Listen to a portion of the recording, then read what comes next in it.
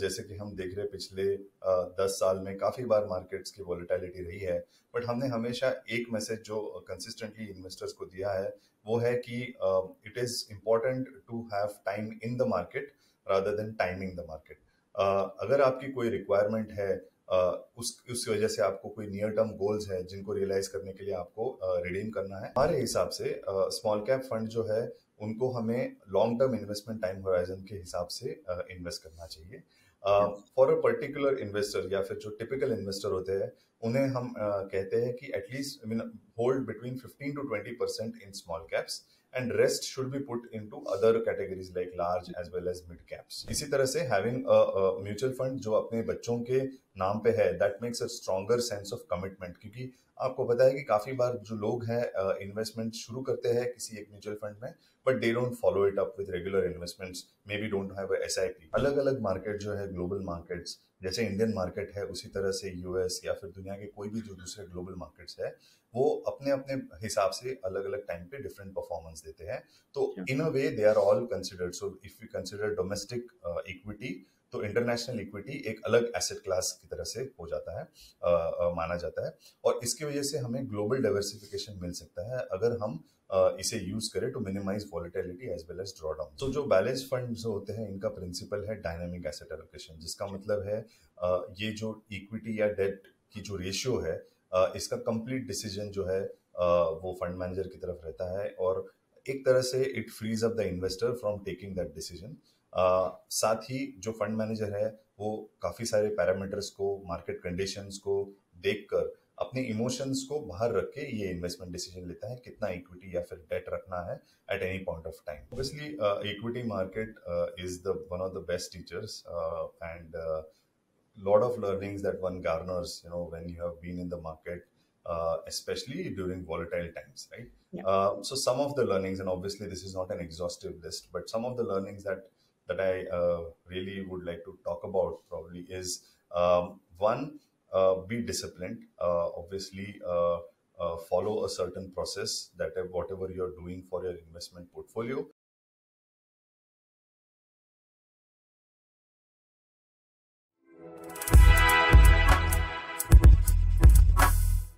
Hello everyone, मेरा नाम नम्रता अरोरा है and welcome back to mutual funds की बात। जैसे आप सब जानते हैं, म्यूचुअल फंड्स की बात में हम ग्लोबल और Indian economic conditions, commodities, stock market, mutual funds, इन सब के बारे में बात करते हैं and we try to get someone with a lot of experience from this industry to answer all your questions. तो आज भी हमारे साथ ही है someone very special from the industry. Today we have with us mister Ashish Nayak. He is the equity fund manager at Axis AMC.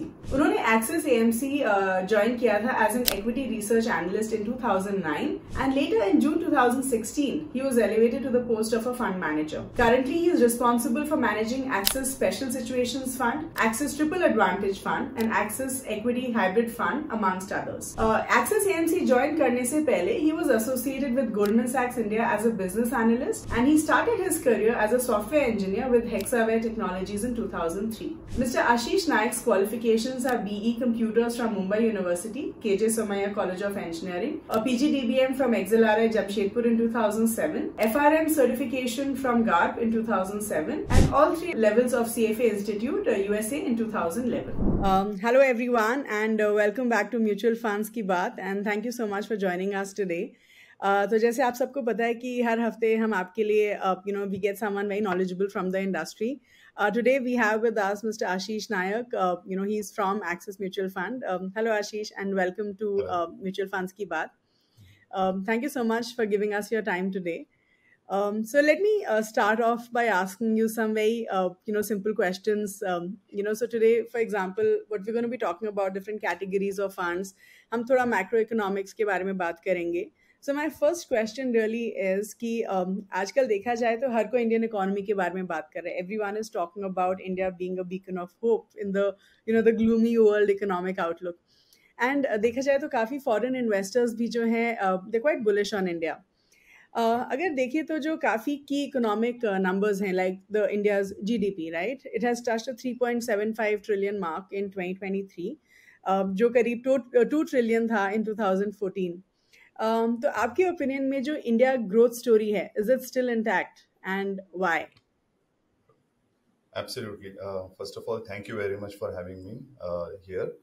It's a pleasure. And yes, so just coming to your question now, कि किस तरह से India economy इस वक्त दिख रही है. You're right that India has grown to a substantial size, and from here on also expectations are of a decent level of growth. अगर आप देखेंगे इंडियन इकोनॉमी को तो आज के दिन में हम बोलेंगे कि India is emerging as a key driver for growth, not just in Asia, but for globally. India looks like, at least for the next decade, will have or will resemble growth that was there probably in something like a China between 2007 to 2011. इसकी काफ़ी सारे वजह है, but एक important चीज़ जो है India अभी we expect that यहाँ से इंडिया की ग्रोथ जो है वो not just consumption but it will also be driven by investment slash manufacturing. अगर हम हमारी करंट स्ट्रेंथ्स को देखें जैसे कि high service exports, growing digital ecosystem, availability of obviously a large working age population, हमारा जो ट्रैक रिकॉर्ड रहा है रिन्यूएबल एनर्जी कैपेसिटी बिल्डअप करने में, साथ ही अगर हम केपेक्स की बात करें तो इस वक्त lower private debt to GDP, जिसका मतलब कि कंपनियों के पास अभी डेट कम है. साथ ही अगर हम देखेंगे तो रिफॉर्म्स एजेंडा भी काफ़ी ड्राइव हो रहे हैं गवर्नमेंट की तरफ से. इसके साथ ही मेगा ट्रेंड जो है इंडिया में जैसे कि growing entrepreneurship and as well as a startup ecosystem, that makes India well positioned for a manufacturing global ecosystem and being competitive there. इसके साथ ही अगर हम देखेंगे जो फंडिंग हो रही है और फैसिलिटेशन हो रही है फॉर इंफ्रास्ट्रक्चर डेवलपमेंट, इन सारी चीज़ों को अगर हम साथ में देखें तो हमें लगता है कि यहाँ से अगले एक या इससे भी ज्यादा दशकों तक इंडिया की जो ग्रोथ है वो सस्टेन हो सकती है इन सारे ड्राइवर्स से. Okay, interesting. So we have some good things to look forward to, I guess. Sure. Okay. अब काफ़ी इन्वेस्टर्स को लगता है कि मार्केट्स जो अभी ऑल टाइम हाई पर हैं, right. We always have this perception कि अब मार्केट्स ऑल टाइम हाई पे पहुंच चुका है. Many of the stock market indices जो अभी जिन्होंने they have touched fresh highs, and they are close to creating new records. और देखा जाए तो अभी FIIs भी काफ़ी बुलिश हैं ऑन द इंडियन मार्केट. तो आपके ओपिनियन में जो इन्वेस्टर्स हैं ऐसे सिनारियो में एक इन्वेस्टर कैसे इन्वेस्ट कर सकता है in mutual funds which actually trimming their equity portfolio. तो in simple terms mutual funds में क्या इन्वेस्ट करने का ये अच्छा टाइम है? Is it a good time to invest? Absolutely. तो इस क्वेश्चन का हमें हमेशा ही जवाब देना पड़ रहा है. जैसे कि हम देख रहे हैं पिछले 10 साल में काफ़ी बार मार्केट्स की वॉलेटिलिटी रही है, बट हमने हमेशा एक मैसेज जो कंसिस्टेंटली इन्वेस्टर्स को दिया है वो है कि it is important to have time in the market rather than timing the market. अगर आपकी कोई रिक्वायरमेंट है, उस वजह से आपको कोई नियर टर्म गोल्स है जिनको रियलाइज करने के लिए आपको रिडीम करना है, तो you can do that. But other than that, one should always remain invested for longer period in the market, and the aim should be to be invested at all times. Okay. Fair enough. तो I think that's a general belief कि अगर हम long term के लिए invest करें और timing ना करें market का, तो to a large extent we should be able to make some form of returns. Okay. Now we'll talk a little bit about small cap as a category, क्योंकि small cap as a category has a potential to give us great returns, लेकिन और ये हमने 2021 में भी देखा था, लेकिन इसमें रिस्क भी काफ़ी होता है, right. And despite the risk काफ़ी investors they continue to invest in small cap funds क्योंकि रिटर्न्स बहुत अच्छे हो रहे हैं, राइट. अगर हम देखें तो टोटल जो नेट फ्लो था ऑफ 1.4 और lakh crores into equity oriented schemes, करीब 15% विच इज क्लोज टू 22,000 और crores was invested in small cap funds in financial year 23. तो आपके ओपिनियन में एज एन इन्वेस्टर मैं कैसे स्मॉल कैप फंड्स में इन्वेस्ट कर सकती हूँ to become a better investor, right. And also मेरे पोर्टफोलियो में how much allocation can I give to small cap funds? Absolutely. वो काफ़ी इंपॉर्टेंट क्वेश्चन है ये. हमारे हिसाब से स्मॉल कैप फंड जो है उनको हमें long term investment time horizon के हिसाब से इन्वेस्ट करना चाहिए. फॉर अ पर्टिकुलर इन्वेस्टर या फिर जो टिपिकल इन्वेस्टर होते हैं उन्हें हम कहते हैं कि at least hold between 15 to 20% in small caps and rest should be put into other categories like large as well as mid caps. इसमें एक चीज ध्यान रखने की जरूरी है कि स्मॉल कैप जो है वो काफी ज्यादा वॉलेटाइल होते हैं and they go through big phases of up and down moves. अगर आप पैनिक करते हो about your investments during a bad phase, तो it clearly shows that you don't have the risk appetite which is necessary for small cap schemes. Okay, okay. But you're saying करीब 15 से 20% of the portfolio can be in small cap funds. That means they're a part of our satellite portfolio. Absolutely, for a typical investor. Sure. All right. Okay. Now a little bit about mid cap funds. As of April 2023, mid cap funds ने करीब 14% on an average had around 14% exposure to large cap stocks. And some of the mid caps also had over 20% of their assets which were in large cap funds, right? तो आपके opinion में इसका जो है why is it so कि ऐसा क्यों है कि large cap का exposure ज़्यादा हो रहा है mid cap funds में, and at the same time will it impact the investors जो ज़्यादा returns expect कर रहे हैं from mid cap, right? I mean we invest in mid cap क्योंकि हम चाहते हैं कि we want better returns, so how does it impact that? So, in my opinion, a mid-cap fund that has higher exposure to large caps, इसके दो reasons हो सकते हैं. एक होगा कि अगर जो fund है, it is wanting to minimize the high risk strategy by investing into safer large caps. So obviously there is higher risk in the mid caps in the portfolio. To minimize that, you would add large caps. साथ ही अगर आप देखेंगे तो large caps की जो दूसरी reason हो सकती है वो है कि उसमें लिक्विडिटी अच्छी होती है. तो अगर किसी फंड मैनेजर को अपने फंड में लिक्विडिटी रखनी है एट हैंड तो he can invest into large caps. So by that he is already participating in the market but not necessarily having very illiquid mid caps. So ये दो चीजें हमें लगती है कि इसकी वजह से शायद मिड कैप फंड्स में जो है लार्ज कैप्स होने की गुंजाइश होती है. और एक और चीज जो है इसमें जो आपने पूछा कि इनका जो रिटर्न्स होता है लार्ज कैप का इन वॉलेटाइल मार्केट्स, ये कुछ हद तक आपके रिस्क को प्रोटेक्ट कर सकता है, रिस्क को मिटिगेट कर सकता है. तो ये भी इसका इम्पैक्ट जो है रिस्क रिटर्न पर्सपेक्टिव से इन्वेस्टर्स को देखना चाहिए. Okay, so which means as an investor अगर मेरे mid cap fund में large cap exposure थोड़ा ज़्यादा है तो it is okay, मतलब it's not something that will impact my returns in a big way. All right, okay. Now as an investor I think one should look beyond the returns, right? I mean especially जब आप एक fund को देख रहे हैं, उसको analyze कर रहे हैं, तो हम बहुत सारे ratios को भी देखते हैं, जैसे Sharpe ratio हो गया, alpha and so on, right? One such ratio is the information ratio, right? This is something शायद जो बहुत लोगों शायद देखते भी हैं, maybe some people may not have even heard of it. तो ये जो information ratio होता है, अब हमें इसके बारे में थोड़ा बताइए कि ये कितना important होता है. How important is it for me to look at the information ratio, and ये exactly investors को बताता क्या है when I'm looking at analyzing my mutual fund, right? And ये जो number है, इसको मैं interpret कैसे करूँ? I think that is something that I would like to know as well. Absolutely. सो ये आपने जो रेशियो की बात की, ये काफ़ी इंपॉर्टेंट रेशियो है, इंफॉर्मेशन रेशियो. ये काफ़ी कॉमनली यूज होता है परफॉर्मेंस मेजर करने के लिए, स्पेशली जो किसी म्यूचुअल फंड का अगर हमें रिस्क रिटर्न एडजस्टेड रिटर्न्स निकालने हैं तो उसके लिए इसका यूज किया जाता है. इसका जो इम्पोर्टेंस है वो है कि it actually assesses the ability of the fund manager to generate excess returns versus the benchmark relative to the volatility of this returns. So जो रिटर्न्स आए हैं उसके लिए कितनी वॉलेटिलिटी सहनी पड़ी है फंड को, वो उसे कंपेयर करता है. And that is what information ratio tells it. So which is basically your risk adjusted returns. But इसमें एक और चीज जानना जरूरी है कि ये एक और टूल हो जाता है to analyse mutual fund performance. इसके साथ ही और भी दूसरे मैट्रिक्स या फैक्टर्स को देखना जरूरी है, जैसे कि fund objectives, investment style, expense ratio, turnover and साथ ही हिस्टोरिकल परफॉर्मेंस जब हम इन्वेस्टमेंट डिसीजंस लेने चाहते हैं. Okay. So मतलब we can't look at an information ratio as a standalone ratio, you're saying? Correct. Yes. Okay. Fair enough. All right.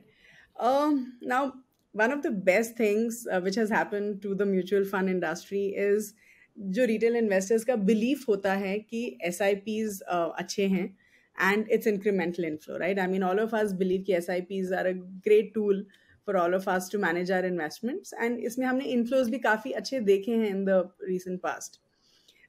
लोगों ने बहुत faith दिखाया है SIPs में irrespective of the market conditions. AMFI का data दिखाता है कि the 12-month rolling cumulative SIP inflow was at about 1.6 lakh crores. और जिसकी वजह से which has helped by the highest monthly SIP inflow of about 14,700 crores in May 2023 alone. Yeah. तो आपके ओपिनियन में जो इन्वेस्टर्स हैं should they start multiple SIPs in equity funds, or are too many SIPs at once a bad idea?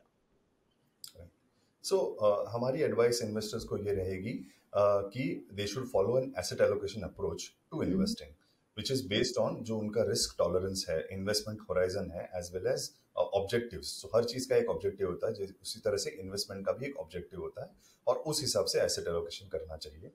जो diversification across asset classes है, that will help optimise risk return.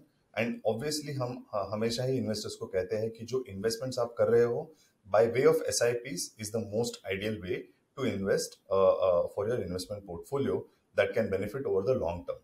अब इसमें एक चीज जानना जरूरी है कि before you even start your SIP, आप अपने गोल्स पहले बना लीजिए और each of your SIPs should be link to a defined goal. तो जैसे कि अगर आप सोच रहे हो कि I am going to start a SIP in a equity fund, the goal could be for example saving for a down payment of a house. So that could be the goal and why you are actually investing. Setting specific goals when investing in SIPs will help you understand कि किस तरह से आपके long term goals उस SIP से link हो रहे हैं। All right, okay. So basically उसी के साथ आपको ये भी पता चलेगा कि किस तरह के म्यूचुअल फंड में इन्वेस्ट करना है और कितनी देर के लिए एंड किस हिसाब से। So obviously all of that will follow based on your goal. Sure. But then is it okay to have multiple SIPs running at once? Because मान लीजिए मेरा एक गोल के लिए मैं एक ही SIP रखूं या मैं 2-3 SIPs में इन्वेस्ट कर सकती हूँ for one particular goal? So that will depend. Ideally, if the goal is not relatively bigger compared to your overall investment objectives, then it can possibly be one SIP because you're not putting too much of concentration risk. But अगर goal इतना बड़ा है compared to your overall investment portfolio, maybe having more than one SIPs, but with similar sort of philosophy or with similar sort of, let's say, category of funds could be used. Okay, fair enough. All right, okay. Now, काफ़ी जो investors हैं, they want to start their investment journey in mutual funds, लेकिन वो कहाँ अटक जाते हैं because they don't know where to start. क्योंकि इतने सारे म्यूचुअल फंड स्कीम्स हैं, इतनी सारी कैटेगरीज हैं कि वो कंफ्यूजन की वजह से मुझे लगता है कि काफ़ी लोग शायद इन्वेस्ट ही नहीं करते हैं म्यूचुअल फंड्स में और दे डोंट स्टार्ट। सो आपके ओपिनियन में ऐसी कौन सी म्यूचुअल फंड की कैटेगरीज हैं which are a must have in an investors portfolio? तो फर्स्ट टाइम इन्वेस्टर्स को पहले जैसे हम कह रहे हैं कि before you choosing the right kind of mutual fund schemes, they should look at the goals, risk taking ability and time horizon. हर इन्वेस्टर के लिए ये सारी चीजें अलग अलग होंगी और उस हिसाब से ही उनको म्यूचुअल फंड स्कीम्स को चूज करना चाहिए। So they could may be opt for a goal based planning or look at, let's say, an asset allocation plan that can guide कि किस तरह से percentage allocate होना है across asset classes like equity, gold और debt. Typically जो एक rule of thumb होता है कि अगर investment short term के हिसाब से करना है, less than 2 years maybe, then they could go for a debt oriented fund or maybe even arbitrage funds. Sure. If it is more than that but less than, let's say, 5 years, they should look at maybe a hybrid fund that has a mix of debt as well as equity. But anything, if there is a goal which is more than 5 years away, then they should obviously look for higher risk products so that they can get better returns over a longer period, and that is basically available into equity oriented mutual funds.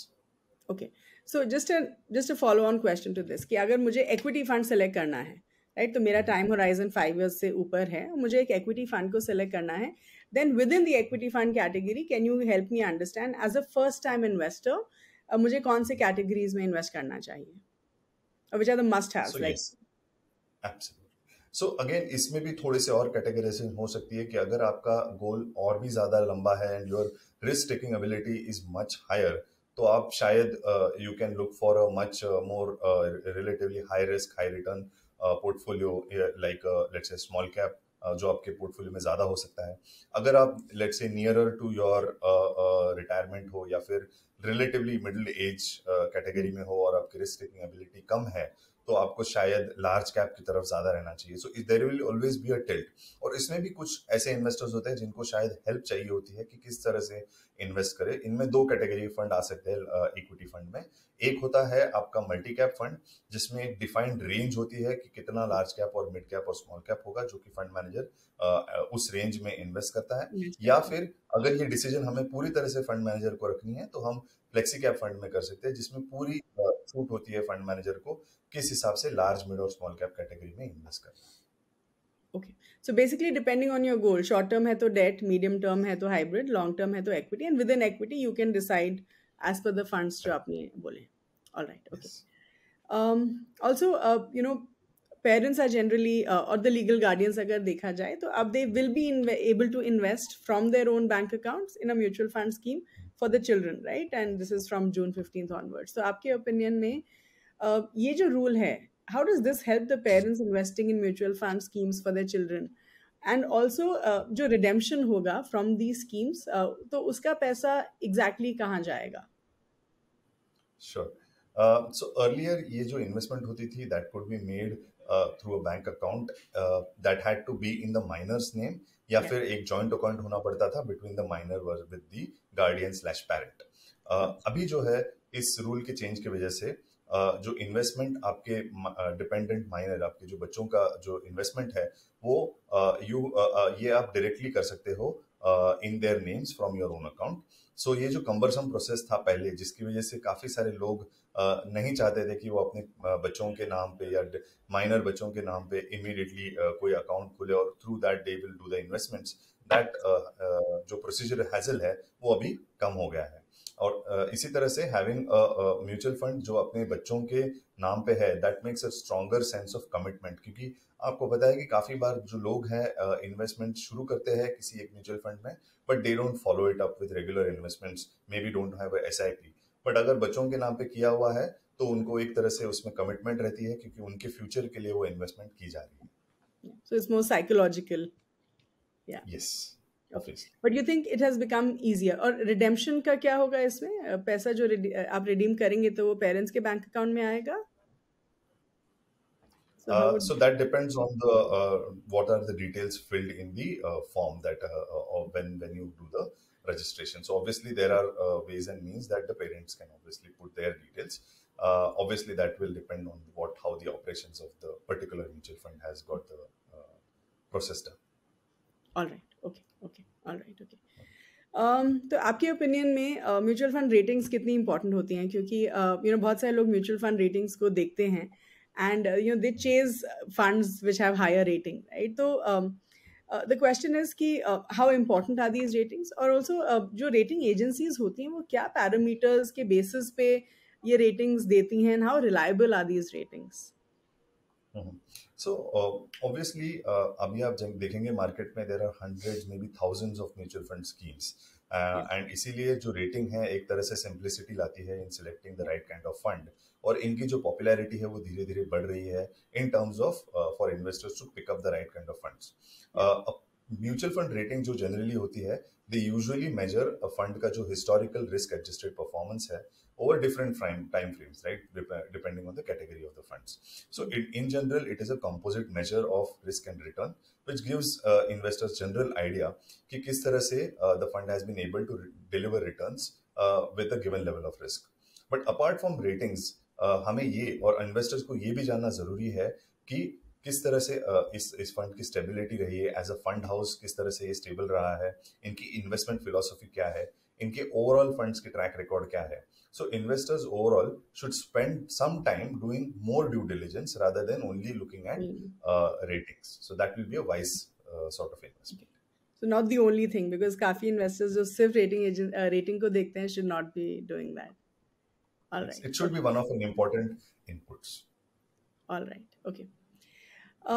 So there are so many equity funds in India जो foreign stocks में invest करते हैं despite not being international funds.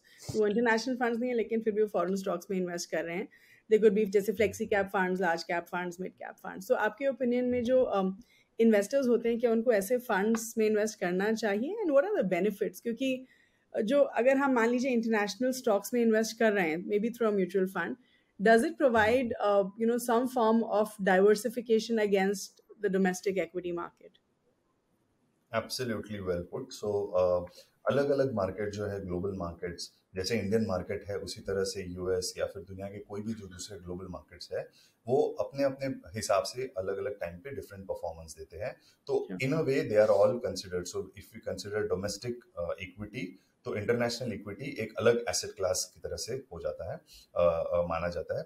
और इसकी वजह से हमें global diversification मिल सकता है अगर हम इसे यूज करें to minimize volatility as well as drawdowns. Furthermore, इसमें एक और चीज जो इम्पोर्टेंट है जानने की, कि जो अपॉर्चुनिटी ये फंड्स देते हैं, जिसकी वजह से डोमेस्टिक इन्वेस्टर्स को अलग अलग ग्लोबल इन्वेस्टमेंट्स में, वर्ल्ड क्लास कंपनीज में और थीम्स में जो इंडिया में अवेलेबल नहीं है, उनमें इन्वेस्टमेंट करने की अपॉर्चुनिटी इस तरह के फंड्स में मिल सकती है। तो अगर हम एक्सेस की बात करें, हमारे पास भी कुछ फंड्स है, जैसे कि growth opportunities fund, special situations fund, ESG fund, जिनमें फॉरेन सिक्योरिटीज अराउंड 20 to 30% इसी तरह से इन्वेस्टेड है। Okay okay, brilliant. So it is okay, मतलब अगर हम एक ऐसे फंड में इन्वेस्ट कर रहे हैं जिसमें थोड़ा इंटरनेशनल एक्सपोजर है, right? I mean it could help us in diversification. Okay, all right. Okay, so now I think we're going to talk a little bit about hybrid funds. जो आप बोल रहे थे कि अगर आपका टाइम होराइजन 2 to 5 years है, तब आप हाइब्रिड फंड्स में इन्वेस्ट कर सकते हैं। तो एक जो फर्स्ट टाइम एक्विटी इन्वेस्टर्स होते हैं, how do they select the right hybrid fund? And जो right kind of hybrid fund होता है वो हम कैसे सेलेक्ट करें? क्योंकि अग्रेसिव हाइब्रिड हो गया, कंजर्वेटिव हाइब्रिड हो गया, या फिर you have BAF and so many different types of hybrid funds. तो as a first time investor मैं कैसे सेलेक्ट करूँ कि मेरे लिए कौन सा हाइब्रिड फंड सही है? So, जो hybrid funds होते हैं, they do a sort of balancing act. They are trying to obviously take part into various different asset classes. But more importantly, इनका एक और important चीज होती है कि ये जो भी एसेट क्लास की रेंज होती है उसे जनरली रीबैलेंस करके उस रेंज में लाते हैं। तो जैसे कि एक एसेट क्लास जैसे इक्विटी अगर अच्छा कर रहा है, तो over a period of time the fund will sell equity and then buy the other asset class में बी डेट और गोल्ड। इस तरह से अगर रीबैलेंस करने से over a period of time जो ड्रॉडाउन होते हैं, अगर इक्विटी मार्केट वॉलेटाइल होकर गिरने लगे, तो उस टाइम पे ये इस तरह के रीबैलेंसिंग से इन्वेस्टर्स का पैसा कुछ हद तक बच जाता है। तो हमें जो कहते हैं कि रिस्क एडजस्टेड रिटर्न्स इस तरह के फंड्स में अच्छे रहते हैं बिकॉज ऑफ डाइवर्सिफिकेशन बेनिफिट। तो हमें लगता है कि ऐसे फंड जो है वो for an investor who is new to investing, या फिर जो कंजर्वेटिव होते हैं, जिनका रिस्क आउटलुक मॉडरेट या फिर लो होता है, उनके लिए ये काफी यूजफुल होते हैं। साथ ही अगर कोई इन्वेस्टर है जो कि नियरर टू रिटायरमेंट है, नियरर टू पेंशन है, तो उनको शायद अपने इन्वेस्टमेंट्स को सेफ रखना है, उसके लिए भी ये यूज हो सकते हैं। और तीसरा ये भी है कि अगर किसी के शॉर्ट टर्म या रिलेटिवली मीडियम टर्म गोल्स है, जिनके लिए वो पैसा उन्हें चाहिए, तो वो शायद रिलेटिवली लोअर रिस्क इन्वेस्टमेंट्स चाहेंगे rather than a pure equity oriented mutual fund. आपने जो बात की कैटेगरीज ऑफ फंड्स की, उसमें पहली कैटेगरी आती है कंजर्वेटिव, जो अराउंड 75 to 90% जो फंड्स है वो डेट में इन्वेस्ट करते हैं, जिसकी वजह से यहाँ पे सबसे कम वॉलेटिलिटी होती है। तो ये सबसे रिलेटिवली मोस्ट कंजर्वेटिव माना जाता है। उसके बाद एक कैटेगरी होती है एग्रेसिव की, जहाँ पे 65 to 80% जो है इक्विटीज में इन्वेस्ट होता है। और इन दोनों के बीच में एक और कैटेगरी है इक्विटी सेविंग्स फंड की, जो कि अराउंड 45 to 50% इन्वेस्ट करते हैं, बिटवीन 40 to 50% इन्वेस्ट करते हैं इक्विटी में। एक और इम्पोर्टेंट कैटेगरी है बैलेंस्ड एडवांटेज फंड्स, जहाँ पे डायनामिकली फंड मैनेजर डिसाइड करता है कि किस हद तक इक्विटी में पैसा रखना चाहिए, and it can very completely depending on his decision. साथ ही एक और कैटेगरी है मल्टी एसेट एलोकेशन, जिसमें कि एक से ज्यादा या दो से ज्यादा एसेट क्लासेस होते हैं, इक्विटी मे बी डेट या फिर और कमोडिटीज जैसे कि डेट, सिल्वर, गोल्ड, इन सारों को यहाँ पे इंक्लूड किया जाता है। एंड फाइनली अगर हम बात करें तो एक आर्बिट्राज फंड्स होते हैं, जहाँ पे basically they try to generate returns based on mispricing opportunities, जो कि जिनका रिटर्न जनरली डेट के रिटर्न्स के अराउंड होता है। Okay, so as an investor फिर मुझे क्या देख के सेलेक्ट करना चाहिए? What is the criteria that I look at? So if I say कि मेरा रिस्क एपेटाइट कम है, तो मैं कंजर्वेटिव हाइब्रिड से शुरू करूं, और how do I select? Okay, so एक चीज होती है कि किस तरह से आपका रिस्क एपेटाइट है। अगर आप चाहते हो कि आपके फंड्स कम से कम इम्पैक्ट हो इक्विटी वॉलेटिलिटी से, तो आपको कंजर्वेटिव हाइब्रिड फंड्स की तरफ जाना चाहिए। अगर आपकी रिस्क एपेटाइट ज़्यादा है बट थोड़ी कम है प्योर इक्विटी लेने की, आपकी शायद ओवरऑल एपेटाइट नहीं है, आपको कुछ हद तक प्रोटेक्शन चाहिए, तो आपको एग्रेसिव हाइब्रिड की तरफ जाना चाहिए। तो ये दोनों एक्सट्रीम्स हो गए और इनके बीच में आता है इक्विटी सेवर। और एक और जो कैटेगरी हमने क्या बात की जो कि बैलेंस्ड एडवांटेज है, जो कि इन पूरे रेंज में कहीं पे भी based on fund manager decision होता है। अगर किसी इन्वेस्टर को लग रहा है कि कुछ हद तक इक्विटी और डेट का मिक्सचर होना चाहिए बट कितना है वो डिसाइड नहीं कर पा रहे, तो उनको बैलेंस्ड एडवांटेज की तरफ जाना चाहिए। और लास्ट जो मैंने कहा कि जो मल्टी एसेट होते हैं इनमें इक्विटी और डेट के साथ एक और कैटेगरी आ जाती है कमोडिटीज। तो तीसरा एसेट क्लास आ जाता है जो कुछ हद तक और डाइवर्सिफिकेशन का देता है इन्वेस्टर्स को। Perfect. Okay. All right. Okay. So I think one more interesting category is a solution-oriented funds, क्योंकि I think बहुत सारे investors अगर उनको disciplined approach चाहिए तो वो solution-oriented funds की तरफ जाते हैं to achieve a particular financial goal. अब जैसे retirement या फिर children's education एक बहुत important financial goal होता है for any investor, and we have children education funds या फिर retirement funds रहते हैं and so on, right? तो where do these funds invest our money? तो हमारा पैसा कहाँ जा रहा है? और कैन वी से कि सिंस एक गोल अटैच्ड है in the minds of the investor, जो जनरल होल्डिंग पीरियड होगा वो शायद लंबा होगा, क्योंकि इन्वेस्टर्स को साइकोलॉजिकली लगता है कि ये मैं एक स्पेसिफिक गोल के लिए बचा रही हूँ, तो फिर I should just stay invested. So tell us a little bit about this. Right, very well put. So, solution oriented goals का जो टाइप है म्यूचुअल फंड्स में, इनको अलग से नेम किया गया है क्योंकि ये स्पेसिफिक गोल्स है। जैसे कि अगर हम बात करें चिल्ड्रंस गिफ्ट, जो कि चिल्ड्रंस बच्चों के एजुकेशन के लिए बनाया जाता है जनरली, या फिर मैरिज के लिए, या फिर रिटायरमेंट फंड जो कि every investor is eventually looking for in terms of what they will have in terms of their investment or other portfolio after retirement, जब regular income नहीं होगा। तो ये जो सारी चीजें हैं ये लॉन्ग टर्म गोल्स के हिसाब से देखी जाती है और इनमें काफी ज्यादा इमोशनल अपील होती है फ्रॉम ए इन्वेस्टर परस्पेक्टिव। सो इनको जो है फंड्स को अलग से रखा जाता है। साथ ही अगर कोई इन्वेस्टर इनमें इन्वेस्ट करा है तो they will generally not touch it during the goal, before the goal is achieved. So उस हिसाब से अगर देखा जाए तो इनका जो फायदा होता है वो काफी ज्यादा होता है।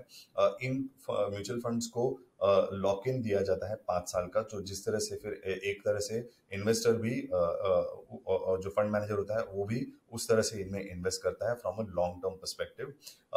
और accumulation, if you are in the accumulation phase, तो जो द इक्विटी अभी जैसे रिटायरमेंट फंड्स है इनमें एक तरह से वेरिएशन किया जाता है, जबकि एक्यूमुलेशन फेज या फिर यंगर पीरियड इन्वेस्टर्स का, यंगर एज इन्वेस्टर्स का एग्रेसिव फंड्स में पैसा डाला जाता है। जैसे जैसे वो इन्वेस्टर रिटायरमेंट की तरफ बढ़ता है तो कंजर्वेटिव या फिर डेट टिल्ट दिया जाता है। सो एक तरह से इन सॉल्यूशंस को इन्वेस्टर्स के स्पेसिफिक नीड्स के हिसाब से डिजाइन किया गया है। So which means अगर मेरे कोई financial goal हैं, ऐसे important financial goals, these are good funds to look at, right? मतलब I can invest in these funds and they will benefit me as an investor. Absolutely, and that fund will actually be kept separately so that you generally the investors won't touch it to actually use it for some other purposes. And generally, what's the lock-in period for these solution-oriented funds? Yes, so for it's generally 5 years. Or in case of children's gift fund, I think it is 18 years of the child's age. Yeah. Okay. All right. Okay. I think we'll talk a little bit about BAF, Balanced Advantage Funds, जिसके बारे में हम अभी थोड़ा discuss कर रहे थे। काफ़ी इन्वेस्टर्स बैलेंस्ड एडवांटेज फंड से एग्जिट कर रहे हैं because they are chasing riskier investment, जैसे small cap funds for example. And आपके ओपिनियन में जो बैलेंस एडवांटेज फंड्स होते हैं वो एक फर्स्ट टाइम एक्विटी इन्वेस्टर के लिए कितने इंपॉर्टेंट होते हैं, और एक बैफ के लिए हम क्या टाइम होराइजन देख सकते हैं? आपने बोला था कि 2 से 5 के बीच, 5 साल के बीच में anywhere this would fit in, but is any specific time horizon that I should look eight?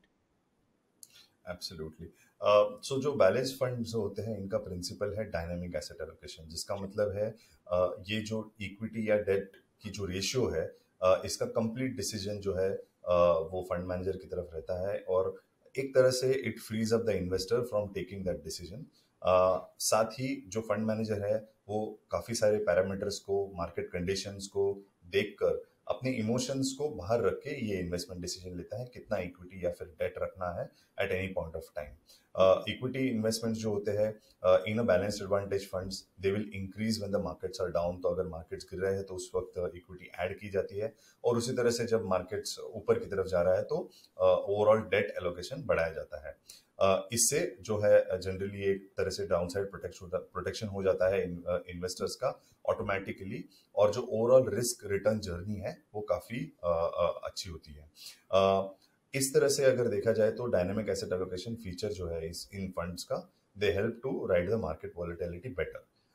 अगर हम बात करें in terms of time horizon, generally देखा गया है कि बैलेंस्ड एडवांटेज फंड्स का रिटर्न जो है from a medium term perspective can be comparable to the overall index. तो इस हिसाब से देखा जाए तो आपका जो इन्वेस्टमेंट ऑब्जेक्टिव अगर 3 साल से ज्यादा है तो इस तरह के funds, hybrid funds generally but balanced advantage fund specifically आपके लिए अच्छा रिटर्न्स दे सकते हैं। Okay.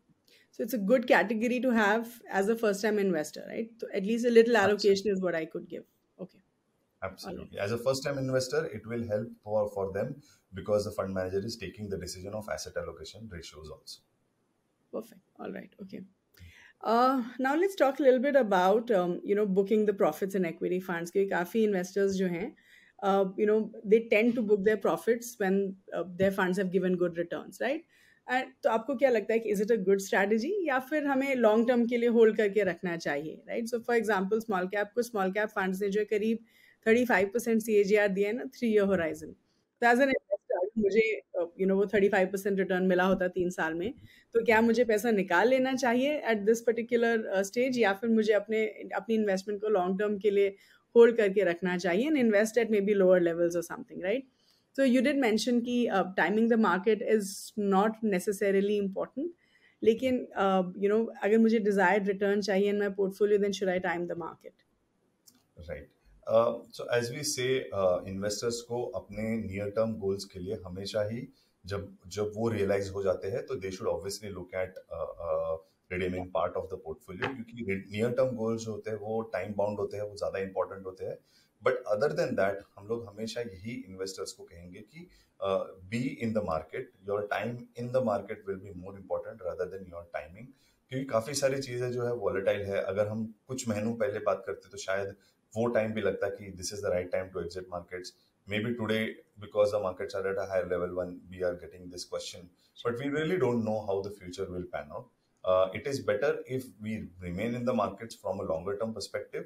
But if there are short term goals that are realized, then obviously one should redeem funds accordingly. So that is again the advice that I would give investors. I mean that's so true, right? मतलब अभी markets अच्छी कर रही हैं तो फिर your strategy would change, but ideally अगर वो एक disciplined approach रहेगी तो I think you will make your returns either ways. Absolutely.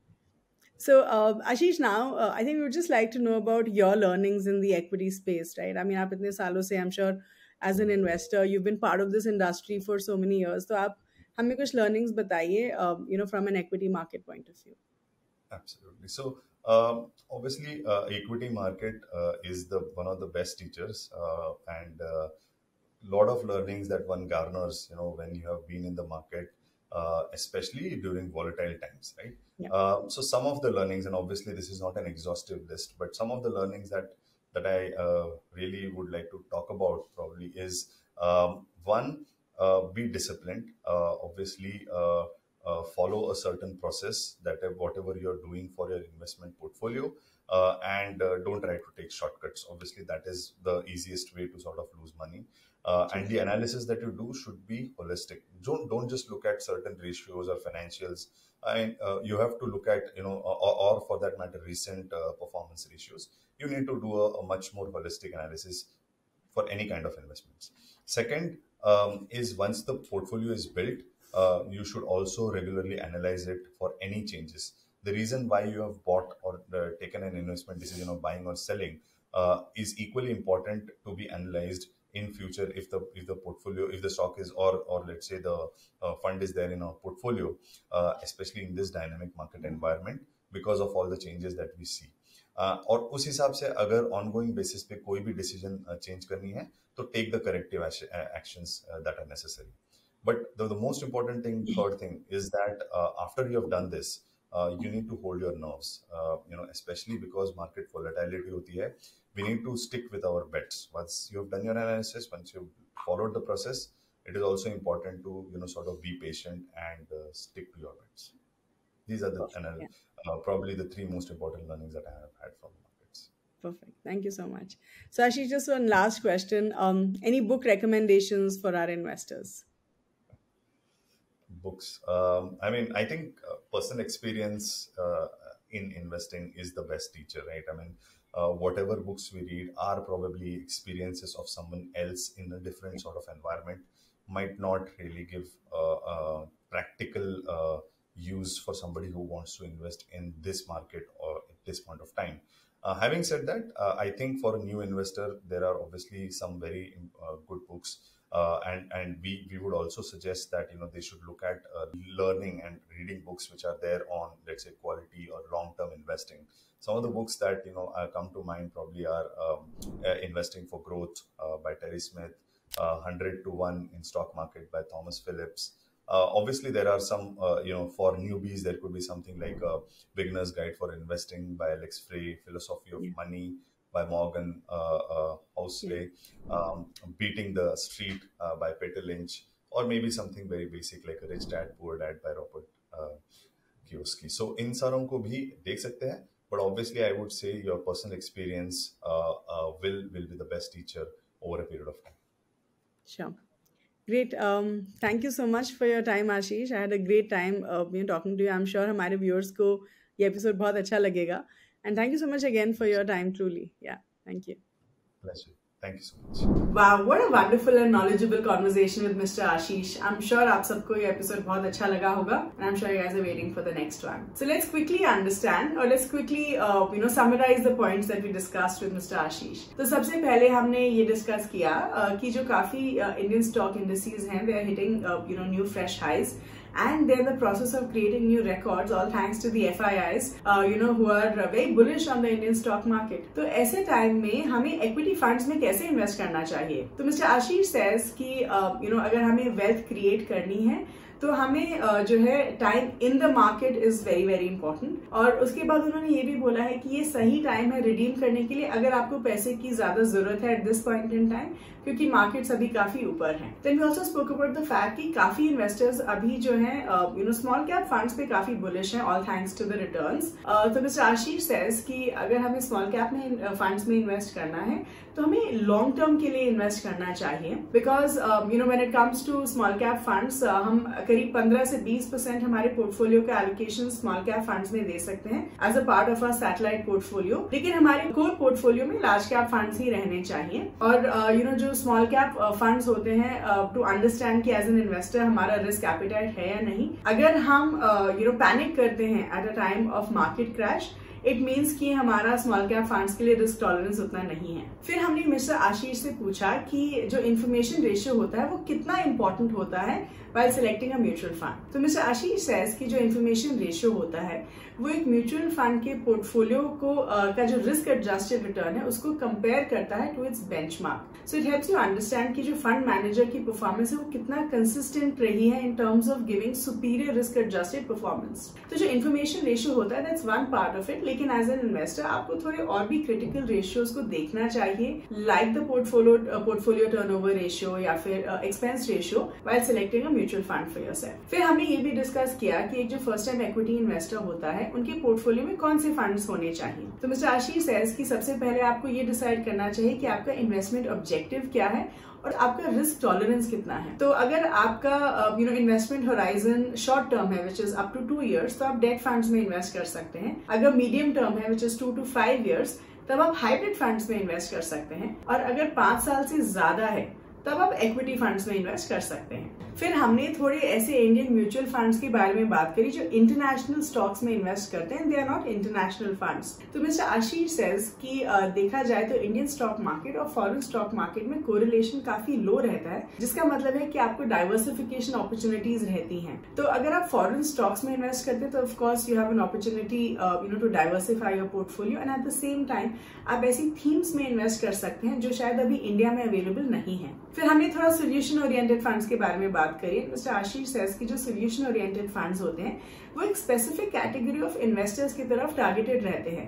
So it could be investors जो अपने बच्चों की पढ़ाई के लिए, उनकी शादी के लिए या अपनी रिटायरमेंट के लिए पैसा इन्वेस्ट कर रहे हैं। तो ये फंड्स जो होते हैं जनरली लोग रिडीम नहीं करते हैं जब तक वो फाइनेंशियल गोल अचीव नहीं हो जाता है। एंड सोल्यूशन ओरिएंटेड फंड्स में जनरली 5 साल का लॉक इन पीरियड भी रहता है। फिर हमने मिस्टर आशीष से पूछा कि म्यूचुअल फंड रेटिंग्स कितनी इंपॉर्टेंट होती हैं while investing in a mutual fund scheme. तो मिस्टर आशीष सेज कि एक म्यूचुअल फंड में इन्वेस्ट करने से पहले आपको अपना प्रॉपर ड्यू डिलिजेंस करना चाहिए और सिर्फ रेटिंग्स के बेसिस पे इन्वेस्ट नहीं करना चाहिए। Then we asked mister Ashish about his learnings from equity funds and he says कि एक डिसिप्लिन्ड अप्रोच होना बहुत जरूरी है and you should do a holistic analysis before selecting the fund for yourself. He also says कि सिर्फ financial ratios के basis पे इन्वेस्ट करना सही नहीं होता है, बहुत सारे और पैरामीटर्स को भी एनालाइज करना चाहिए। और एक बार आपने अपने फंड्स को सेलेक्ट कर लिया और उनमें इन्वेस्ट कर दिया तो आपको लॉन्ग टर्म के लिए उनके साथ रहना चाहिए। ऑल्सो आप अपना पोर्टफोलियो रेगुलरली एनालाइज कर सकते हैं to see if any changes are required या फिर कोई करेक्टिव एक्शन लेने की जरूरत है if necessary. So that was about it from this particular episode. I am sure आप सबको ये एपिसोड बहुत अच्छा लगा होगा। Please do like this video, share it with everyone and do subscribe to the Grow Mutual Fund channel, and thank you so much for watching.